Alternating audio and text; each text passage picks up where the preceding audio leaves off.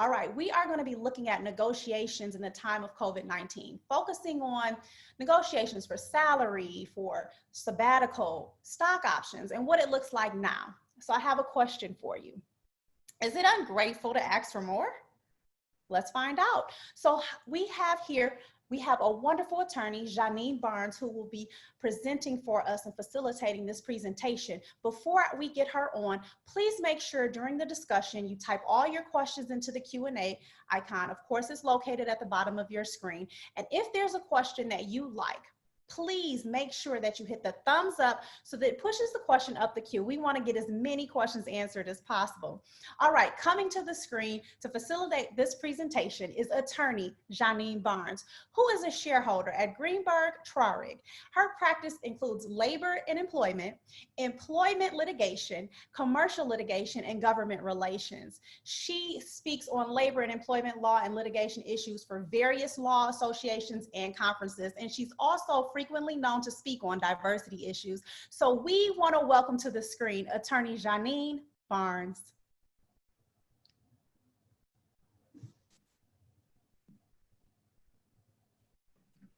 Good afternoon, everyone. Welcome. So I am so happy to be with you all today. I thought that we would start today's session by giving you one of the quotes that I saw online on social media that really resonated with me. It was after the passing of George Floyd, his tragic killing. And as a lot of the movement started with Black Lives Matter, and it was a quote that said, "I spent so much time being the silent Black girl so as not to be viewed as the angry Black woman." And I wanted to start with that because that is where we all need to begin when you think about negotiations. It's about how you want to be viewed. It's about what you want. And so when you're thinking about how to negotiate, you should start from a position of yourself.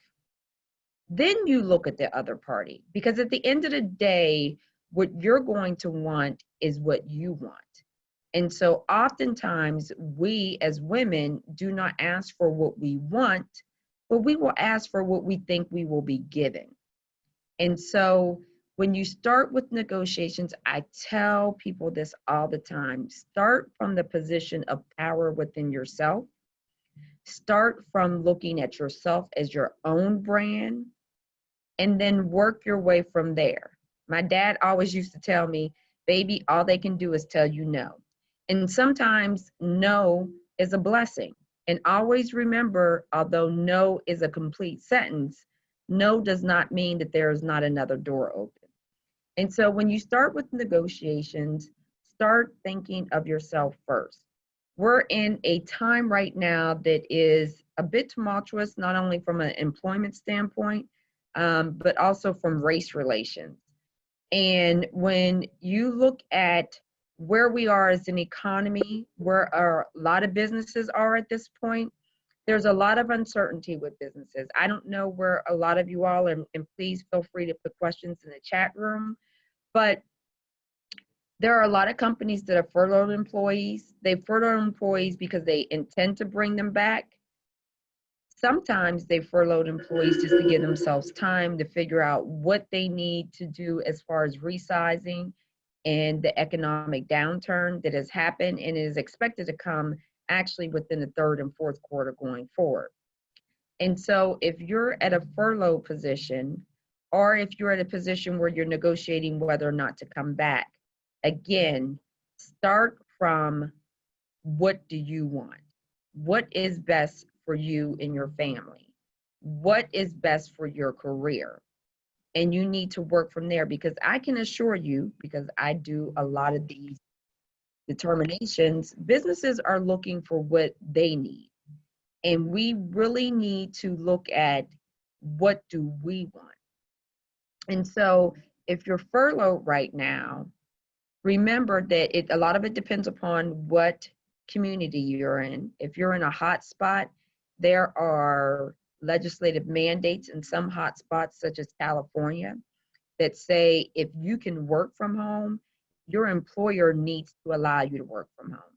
There are other jurisdictions like DC where it's not required, but it is recommended that if employees are able to telework and not come back into the office, that they shouldn't come back into the office. So you need to look at the jurisdiction that you're in. You also need to look at your employer's policies and procedures. Look at what are they deeming as essential that needs to be in the office. Look at what are their practices as far as safety-wise coming back into the office. And then you also need to look at what job duties and responsibilities you can perform either out of the office or that are required to be in the office. One of the things that I think a lot of professionals are worried about now is the face time that you get that helps to elevate you going forward, the building the relationships that you will get that help you to have champions and people who will be in your corner when you're not in the office.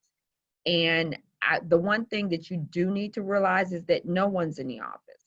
And so you need to also, when you're negotiating whether or not you want to come back to work, what you want to do, you need to evaluate whether or not there are ways that you can achieve your objective in forging relationships and being able to accomplish your task, whether or not you're in the office or outside the office.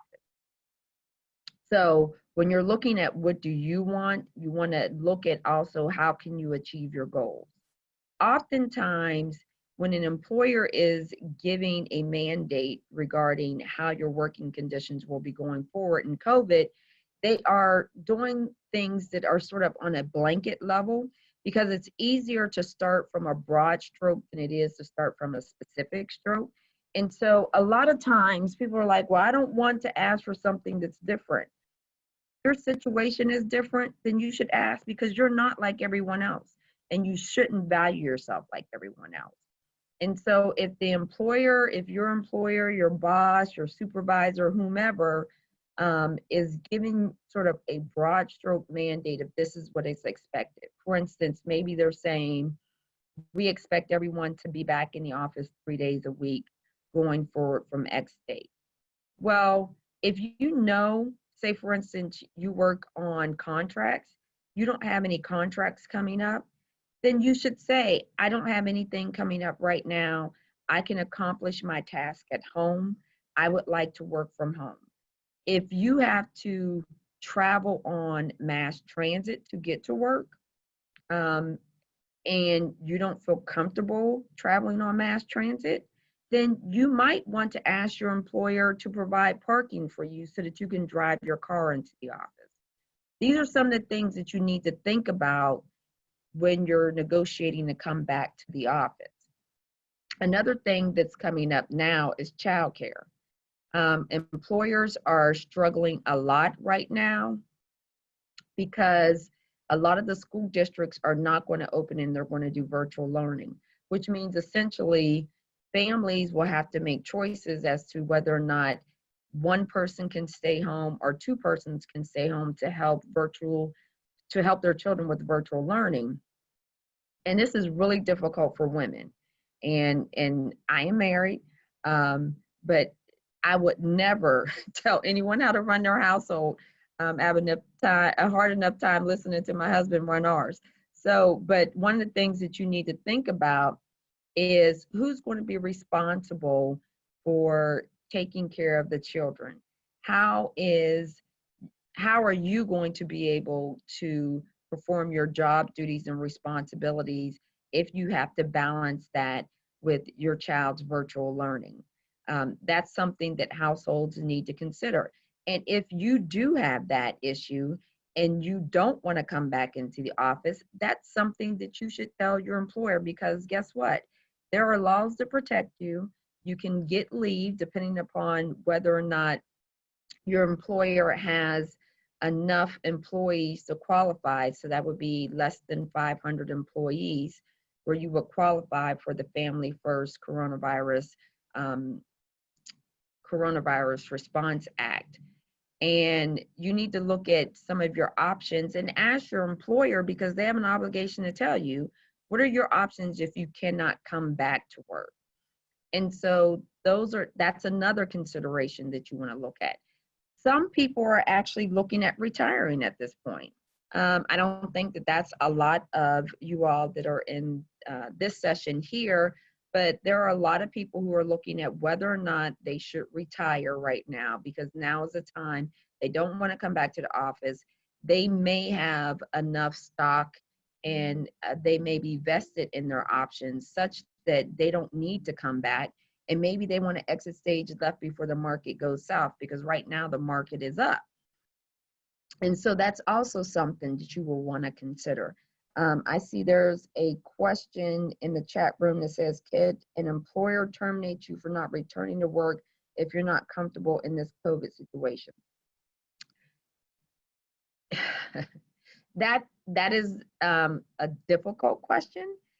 If you are just not returning because you don't feel comfortable, they could terminate you.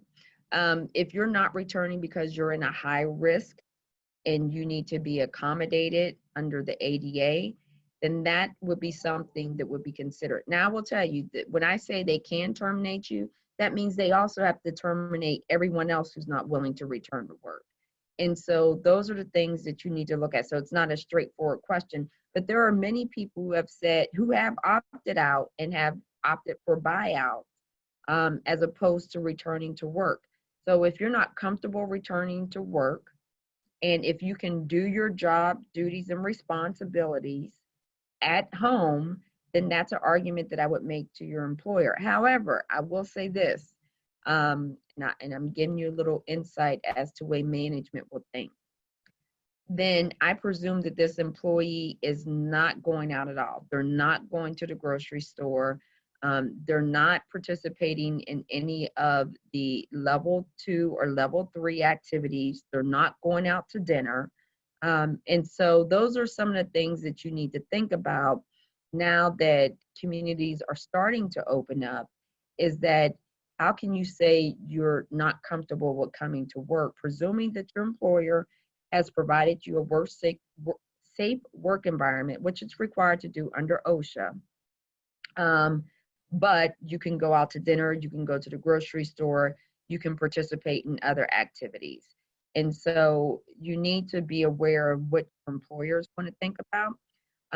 If you're not comfortable in returning to work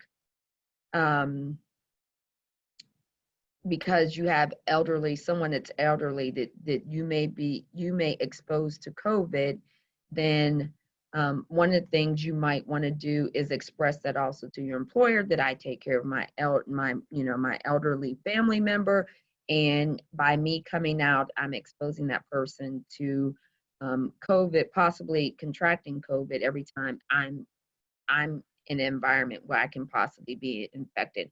And so those are some of the things that you need to look at as well.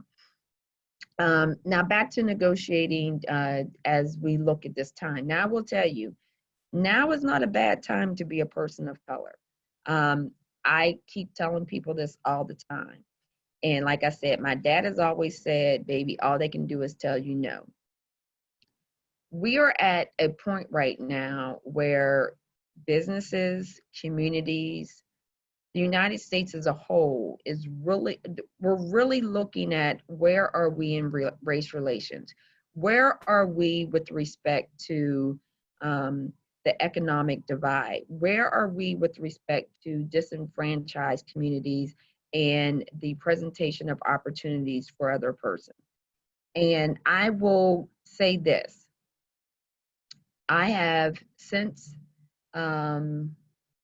June been involved in 2 investigations of employers where there have been displeasure expressed by different, I'm trying to say this without breaching any confidentiality, by different protected classes. So by women, protected classes, I mean women, people of color, disabled persons, and a large part of their complaints were valid.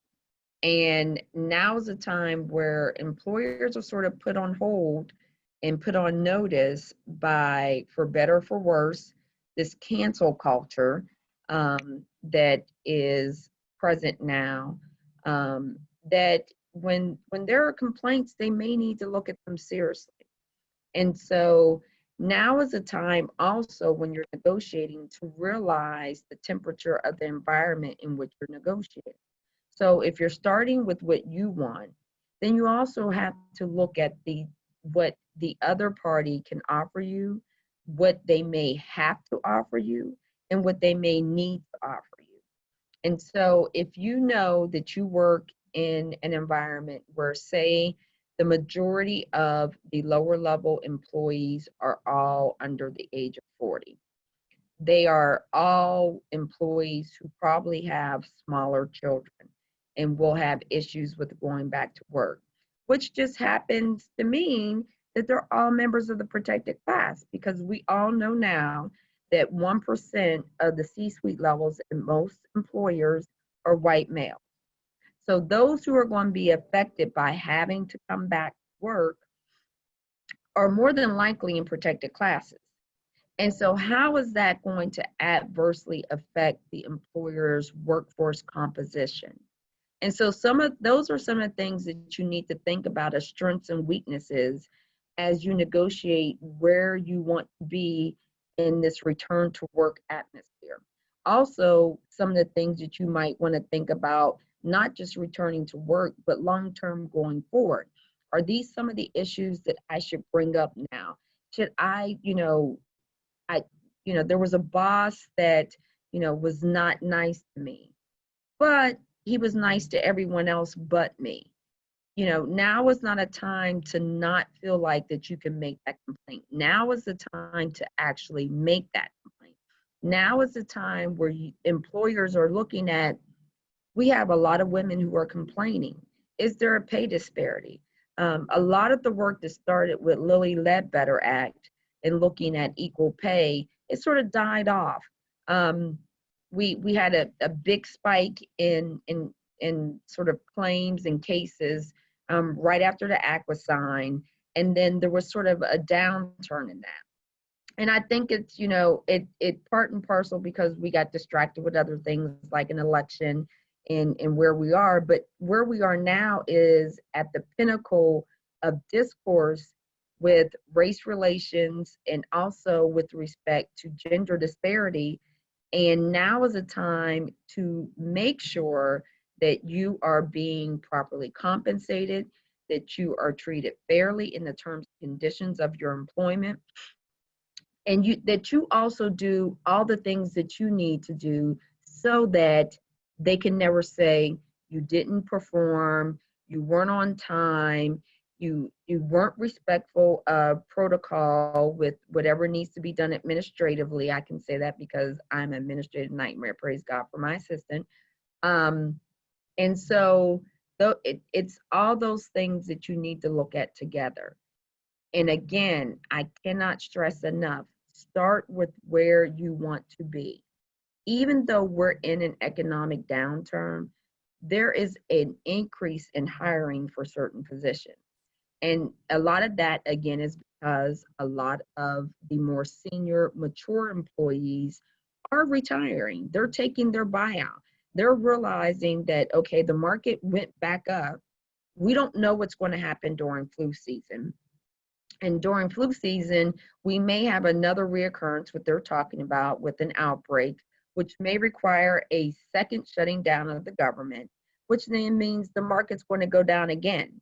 And so if the market is going to go down again, should I take my buyout now? I'm a year within retirement. So what that does is that opens up spaces.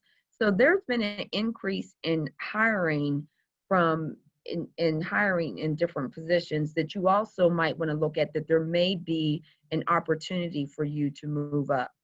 I see that I'm at my time. I think I'm at my time.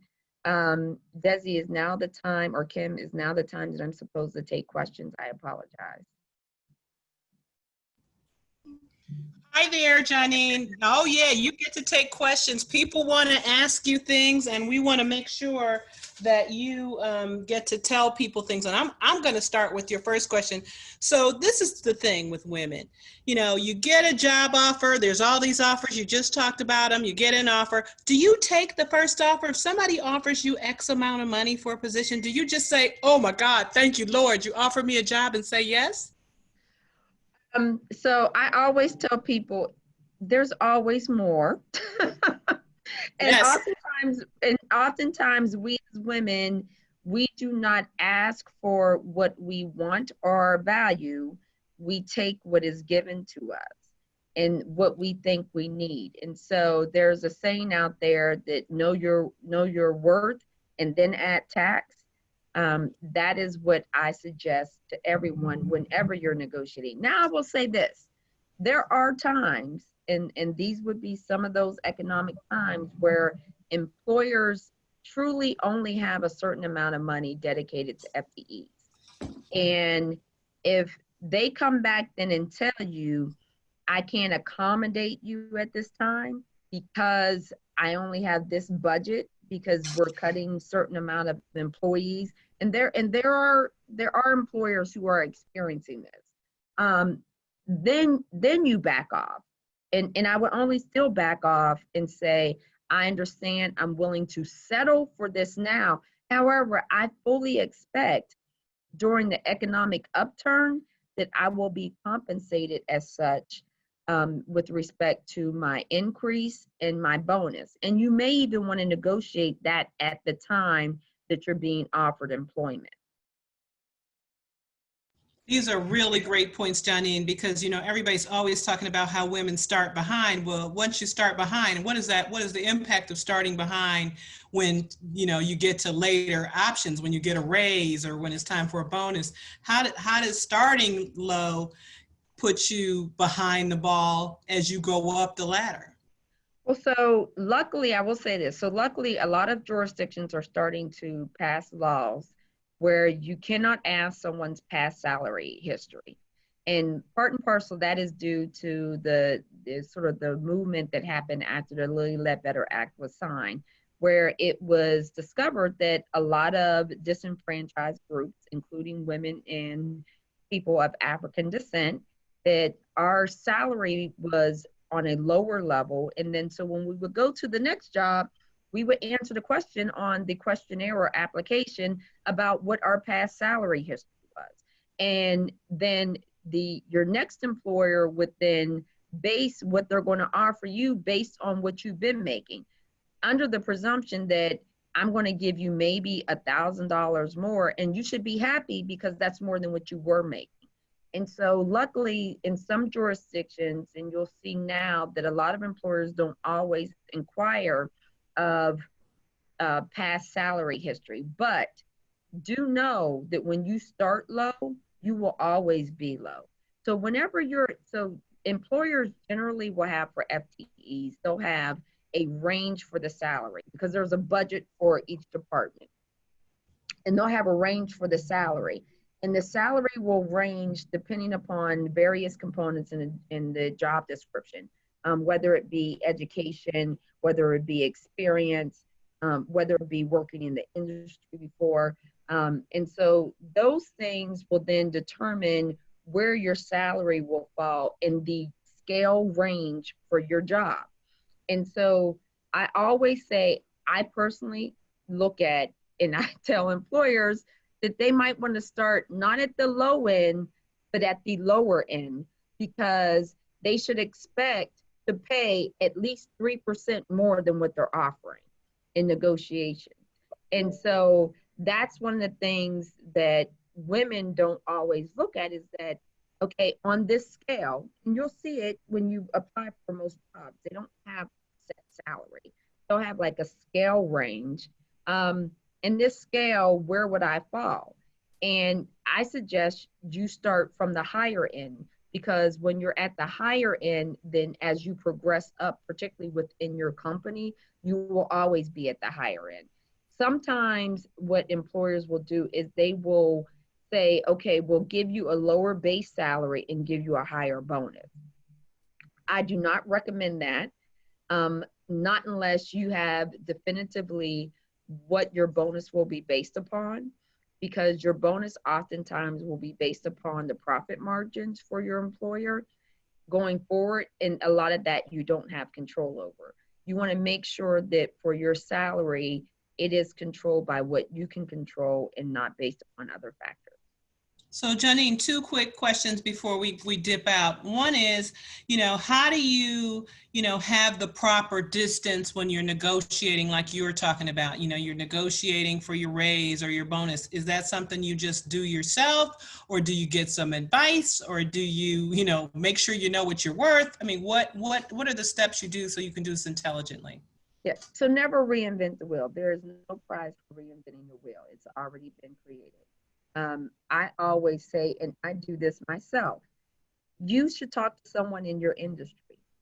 One of the things that we as women tend to do, and there's nothing wrong with this, and I'm a champion of women, and I try to mentor a lot of women, but you should also find a man who can be your mentor and your champion, because they actually more than likely know the range of what you should ask for.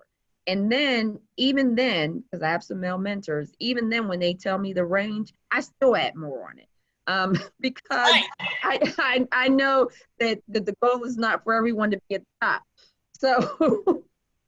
So I would say tap into the industry, make sure that you're talking to someone, you get your intelligence. There is nothing better than being able to negotiate from a point of knowledge. And that will give you strength in negotiations. So talk to people in the industry. There's lots of things that you can look on the internet. I don't say everything on the internet is true, but there's a lot of valuable information that you can get in the internet. And I will tell you this little secret. If you look in cases as well, you'll get a sense for what the pay range is for different industries, because there have been a lot of industries that have been a target for OFCCP audits, where they have actually been fined, and you can sort of see what's the target for ranges for salary. So for instance, the telecommunications company was an industry that was targeted not long ago. And so you may be able to dig on the internet and find some information there about what the salary ranges are for employees in certain positions. One last thing. Fall is coming, and I am not sending my child back into school in the time of COVID. So I'm going to need to stay home. Am I going to need to am I going to need to call a lawyer to make that happen? So you shouldn't need to call a lawyer. And I will tell you this honestly. Lawyers are really good. I don't want to not be employed, but sometimes when you're dealing with your employer from a point of knowledge and strength, it's easier to get what you want. So you always get more with sugar than you will with salt. And then sometimes when an employer sees an employee has a lawyer, they automatically think that they want to sue. And then so their response is going to be a little bit different. So you want to get the temperature of where you're employed. And if you can get what you want, again, remember that the Families First Corona Response Act, that there is relief provided for employees who cannot work because they have to be home caring for someone who has to be self-quarantined, and that would be students. But again, your employer has to fall under the act, has to fall under 500 employees to be covered by the act. So there's some relief. And again, look at what your employer is doing for everyone. Because remember, no one's kid is going to school. For instance, in the DMV, right now, most of the Northern Virginia, the Maryland schools are all doing virtual learning. That means you're not unique. But remember that you are unique. So when you ask for what you need, when you ask for what you want, ask for what you need, and don't ask for anything less. Johnine, those are powerful words, everybody. Ask for what you need and don't ask for anything less. And that's a great place to end. Thank you so much, Johnine. I agree with you. Hey, the lawyers are going to kick us out because I agree. It's nice to have that advice, but you don't want to go in guns blazing with a lawyer. So with that, we're going to turn it back over to Desi, and we're going to keep this show on the road. Thank you so much, Johnine. You're welcome. Thank you guys for having me. Have a good day, everyone, and stay safe.